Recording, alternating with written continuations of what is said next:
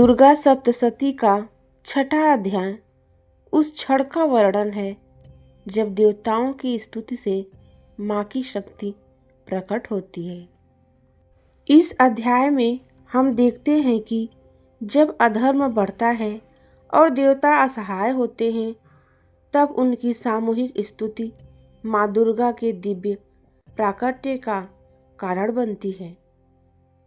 यही है दुर्गा सप्तशती का अध्याय छठा, जहाँ भक्ति, एकता और विश्वास शक्ति का रूप ले लेती है।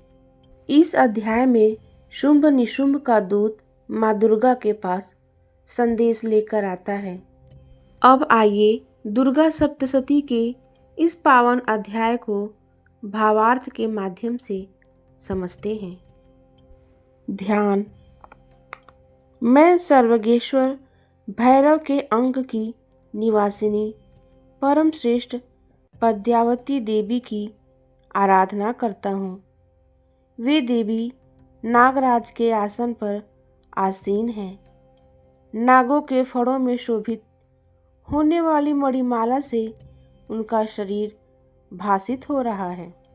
उनके अंगों की दीप्ति सूर्य के समान है और 3 नेत्र उनके सौंदर्य का वर्धन कर रहे हैं।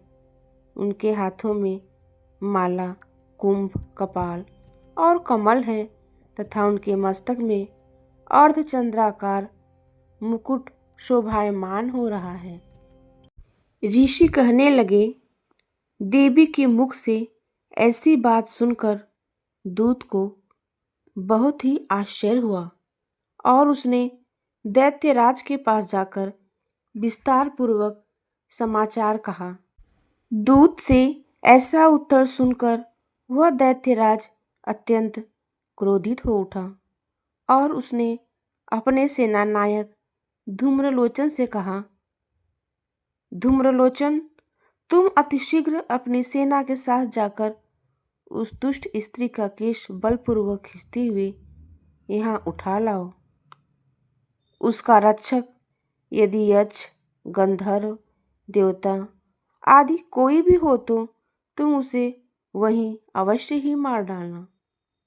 तब ऋषि ने कहा, शुंभ का आदेश पाकर वह धूम्रलोचन अपनी 60,000 सेना के साथ वहां से तुरंत ही चल पड़ा। वहां पहुंचकर उसने हिमालय पर निवास करने वाली देवी को देखा और ललकार कर आदेश भरे स्वर में कहा, अरे तू मेरे स्वामी शुंभ निशुंभ के पास चल। यदि इस समय तुम स्वेच्छा से मेरे साथ नहीं चलोगी तो मैं तुम्हारे केश पकड़कर घसीटते हुए जबरन तुम्हें ले चलूँगा। तब देवी ने उससे कहा, तुम दैत्यराज के आदेश से आए हो और तुम स्वयं भी बलवान हो तथा तुम्हारे साथ इस समय विशाल वाहिनी भी है। ऐसी अवस्था में यदि तुम मुझे बलात् भी ले चलोगे तो मैं तुम्हारा क्या बिगाड़ सकूंगी। ऋषि ने कहा। देवी के उत्तर से धूम्रलोचन उनकी ओर दौड़ पड़ा। तब देवी अंबिका ने हुम शब्द का उच्चारण करके उसे भस्मीभूत कर डाला। तत्पश्चात क्रुद्ध हुई उस विशाल सेना ने देवी पर आक्रमण कर दिया। फिर अंबिका और राक्षसी सेनाओं में तीक्ष्ण बाणों, शक्तियों तथा फरसों का युद्ध आरंभ हो गया। इतने में ही देवी का वाहन सिंह भी क्रोध से गर्जन करके अपने गर्दन के बालों को हिलाता हुआ असुरों की सेना में कूद पड़ा। उस सिंह ने कुछ राक्षसों को पंजों के खरोच से, कितनों को अपने जबड़ों से बिदीड़ करके और कितनों को धराशायी करके ओष्ठ की दाढ़ों का प्रहार करके मार डाला। कितने दानवों का उस सिंह ने अपने नाखूनों से पेट फाड़ दिया। कितनों का सिर थप्पड़ मार मार कर धड़ से अलग कर दिया। कितनों की भुजाएं और मस्तक उसने काट खाए तथा अपनी गर्दन के बाल हिलाते हुए उसने कितनों के ही पेट चीरकर उनके रक्तपान कर डाले। अत्यंत क्रोधी देवी के उस वाहन महाबली सिंह ने क्षण मात्र में ही सारी दानवी सेना का अंत कर दिया। शुंभ राक्षस को जब यह समाचार मिला कि युद्ध में धूम्रलोचन मारा गया और उसकी सेना सिंह के द्वारा नष्ट हो गई, तब वह अत्यंत कुपित हुआ। क्रोध में आकर उसके अधरोष्ठ कंपित हो उठे।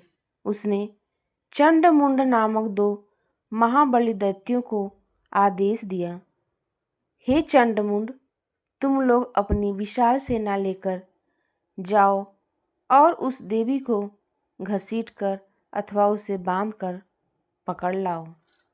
यदि इस प्रकार उसका आना कठिन हो तो उस पर समस्त दानवी सेना के शस्त्रों का प्रहार करके वहीं पर वध कर देना। उस दुष्टा की हत्या हो जाने तथा सिंह के मारे जाने पर उस अंबिका को पाश से बद्ध करके यहाँ तुरंत ही लौट आओ। इस प्रकार मार्कंडेय पुराण के सावर्णिक मनवंतर कथा के अंतर्गत देवी महात्म्य में वर्णित सेनापति शुंभ निशुंभ एवं धूम्रलोचन वध नामक 6ठा अध्याय यहीं समाप्त होता है। दुर्गा सप्तशती का 6ठा अध्याय हमें सिखाता है कि सच्ची स्तुति और एकाग्र भक्ति से शक्ति स्वयं प्रकट होती है। गुप्त नवरात्रि में इस अध्याय का पाठ मन, वाणी और कर्म तीनों को शुद्ध करने का माध्यम है। ऐसे ही भक्ति वीडियो देखने के लिए चैनल को सब्सक्राइब करें, लाइक करें, कमेंट करें और अपने दोस्तों के पास शेयर करें। जय माता दी।